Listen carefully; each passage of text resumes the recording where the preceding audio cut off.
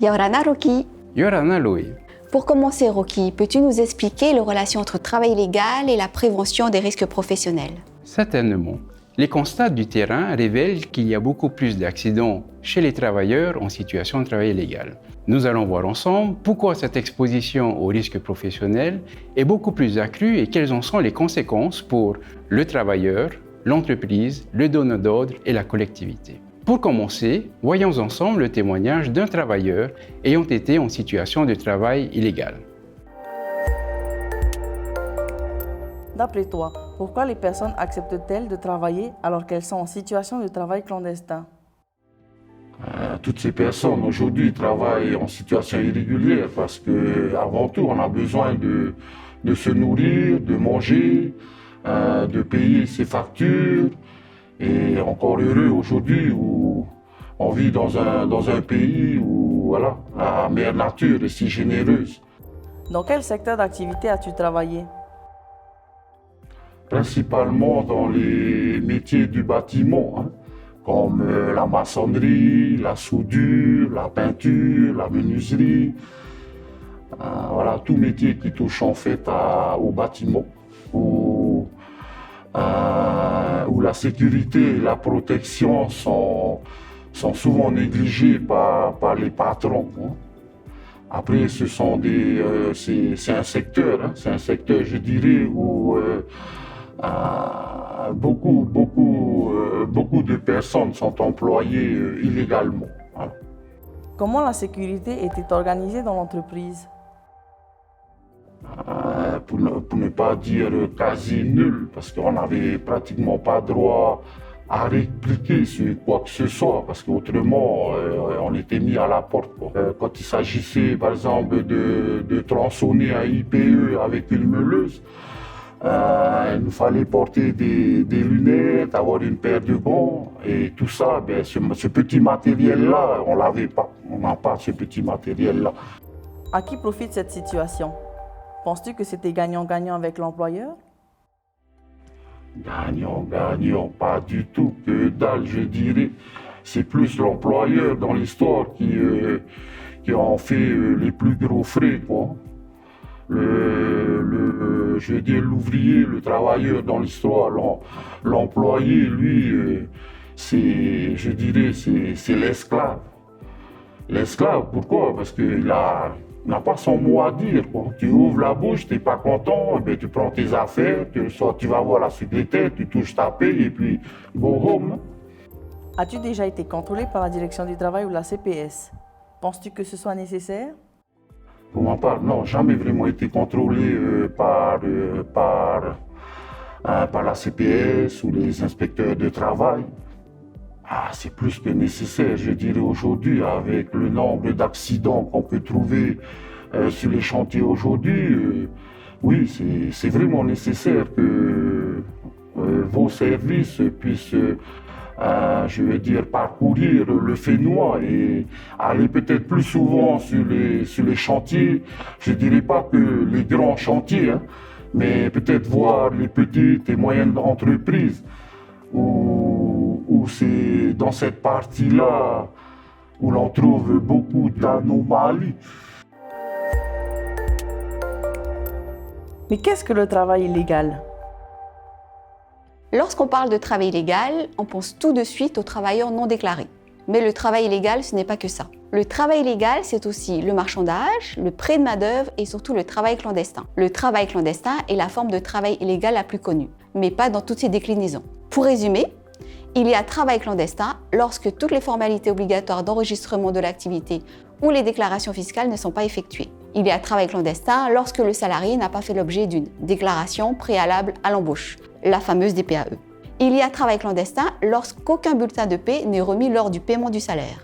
Il y a travail clandestin lorsque l'employeur ne déclare pas à la CPS ou sur le bulletin de salaire toutes les heures réellement effectuées, et cela même avec l'accord du salarié. Enfin, il y a travail clandestin lorsque le travailleur intervient pour un seul patron, sans fixer lui-même le prix de ses prestations ou choisir ses horaires. Il s'agit alors d'un faux patenté. À quoi le travailleur en situation de travail illégal est-il confronté? Le travailleur en situation de travail illégal est principalement confronté au non-respect des règles pour générer un maximum de profit au seul bénéfice de l'employeur.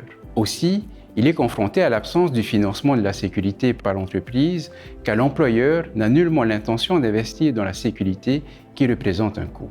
Puis, l'absence d'organisation de la prévention des risques professionnels. Ensuite, il est confronté à l'absence d'accompagnement extérieur, par exemple par la médecine du travail, le service prévention des risques professionnels de la CPS dont je fais partie, ou du Fonds paritaire de gestion et par les services du pays. Également, il est confronté à la nécessité de financer sa propre sécurité s'il souhaite se protéger des accidents du travail, en achetant, par exemple, ses propres chaussures de sécurité. Et il peut être confronté à la nécessité de devoir fournir ses propres outils de travail s'il souhaite travailler. Puis, bien souvent, il est confronté à des co-travailleurs les moins bien formés ou qui ne peuvent prétendre à un meilleur emploi. Il y a donc absence de qualification et bien souvent, les salaires sont dérisoires. Enfin, il est confronté à la précarité de l'emploi, c'est-à-dire à aucun contrat de travail qui ne donne aucune visibilité à long terme. C'est la logique du court terme, une vie au jour le jour. Ainsi donc, le travail illégal, c'est la logique du profit immédiat au prix sacrifié de la sécurité des travailleurs. Quelles sont les conséquences du travail illégal ou clandestin? Pour commencer, abordons les principales conséquences pour le travailleur. Il est dans une situation de travail précaire, car il ne dispose d'aucun contrat de travail. Il est donc exclu de tout prêt bancaire et se retrouve dans l'impossibilité de financer, par exemple, l'éducation de ses enfants, sa propre voiture ou son logement. Mais surtout, il est exposé à de plus grands risques d'accidents du travail, car le travail illégal ne favorise pas du tout la prévention des risques professionnels qui, elle, repose sur l'application de règles et de l'organisation. Il faut noter que si le travailleur n'est pas couvert par la CPS, il ne bénéficie d'aucune prise en charge des frais médicaux et d'hospitalisation. Ces frais peuvent être très élevés et seront à la charge du travailleur. Pour exemple, une intervention du SMUR pour une évacuation d'urgence vers l'hôpital coûte 160 000 francs et une journée complète d'hospitalisation en réanimation coûte 800 000 francs par jour. Et il est exclu du système de maintien de salaire appelé indemnité journalière. Cela signifie se retrouver sans aucune source de revenus durant cette période d'accident du travail. Les conséquences pour l'employeur qui ne recourt pas au travail illégal. Il est confronté à une concurrence déloyale. Pour l'employeur qui recourt au travail illégal, il s'expose à diverses sanctions, il dispose d'une main-d'œuvre peu qualifiée et il peut ne plus bénéficier d'incitations financières ou d'aides du pays. Pour le donneur d'ordre, il s'expose à devoir payer solidairement les diverses amendes. Enfin, pour la collectivité, le système de protection sociale est mis en péril par le travail illégal qui prive la CPS de cotisations sociales. Quelles sont les sanctions? En plus de devoir régulariser la situation au niveau des impôts, taxes et rémunérations charges des travailleurs, la personne ayant recours directement ou indirectement à du travail clandestin peut ne plus bénéficier d'aide publique à l'emploi ou à la formation, peut devoir payer une amende administrative de 178 000 francs multipliée par le nombre de salariés concernés. Et des sanctions pénales avec amende et peines de prison sont également possibles. À noter, le fait de ne pas communiquer les documents aux agents de l'inspection du travail est puni d'une amende administrative. Et la publicité du travail clandestin en toute connaissance de cause est punie d'un emprisonnement et d'une amende. Quels sont les leviers et les moyens de lutte contre le travail illégal?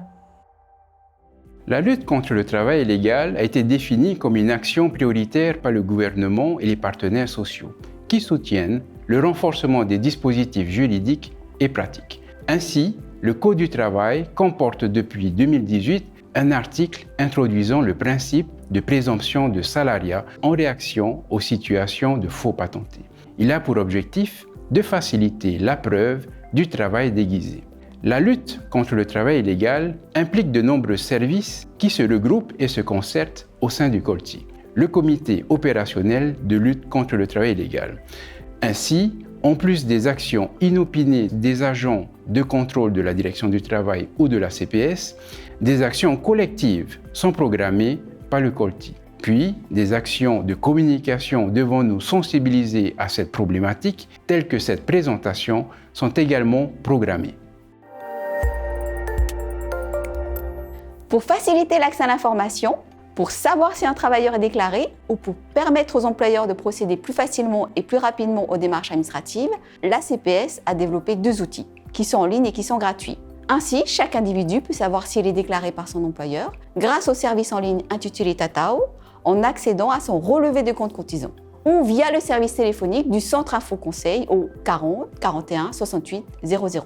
Chaque employeur peut réaliser les formalités administratives obligatoires en ligne grâce au e-service employeur pour réaliser la DPAE, déclaration préalable à l'embauche, ou la DMO, déclaration de main-d'œuvre. Quels sont les principes fondamentaux de la prévention des risques professionnels? La prévention des risques professionnels, c'est l'ensemble des dispositions à mettre en œuvre pour préserver la santé et la sécurité des salariés et ainsi améliorer leurs conditions de travail. Elle s'inscrit dans une logique de responsabilité sociale des entreprises visant à réduire les risques d'accidents du travail et de maladies professionnelles et à en limiter les conséquences humaines, sociales et économiques. La prévention des risques professionnels est un enjeu majeur pour l'entreprise. Elle nécessite en premier lieu un engagement et une volonté politique forte au sein même de l'entreprise.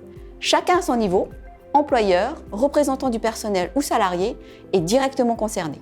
La démarche est guidée par les 9 principes généraux de prévention du Code du travail qui introduisent une même démarche applicable à tous les risques et permettent de guider l'action, comme par exemple l'élimination des risques à la source, la protection collective ou l'adaptation du travail à l'homme.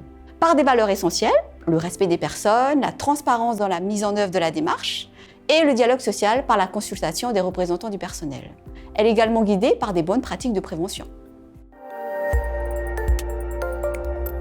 Dans la mise en œuvre d'une démarche de prévention des risques professionnels visant à améliorer de façon continue la performance de l'entreprise en matière de santé et sécurité au travail, il est nécessaire de s'appuyer sur des méthodes ou des savoir-faire, notamment pour l'évaluation des risques. Cette évaluation est une obligation légale imposée à l'employeur. C'est une étape cruciale de la démarche de prévention. Elle permet de définir les actions de prévention les plus appropriées, intégrant les dimensions techniques, humaines et organisationnelles de l'activité de l'entreprise. Ainsi, les résultats de cette évaluation sont formalisés dans le document d'évaluation des risques professionnels. Le mot de la fin. En conclusion, la lutte contre le travail illégal doit rester l'une des priorités en Polynésie française, car il constitue une atteinte inadmissible aux droits sociaux fondamentaux des travailleurs. Il fausse de manière inacceptable la concurrence à l'égard des entreprises qui respectent la réglementation. Aussi, le travail illégal cause également un préjudice à la collectivité, car il met en péril le système de la protection sociale généralisée. En définitive, accepter de travailler en situation de travail illégal, c'est accepter de mettre toute la collectivité en péril. Mais surtout, c'est accepter de se mettre en danger. Envoyez-nous vos questions par mail à l'adresse prp@cps.pf. Merci de votre écoute.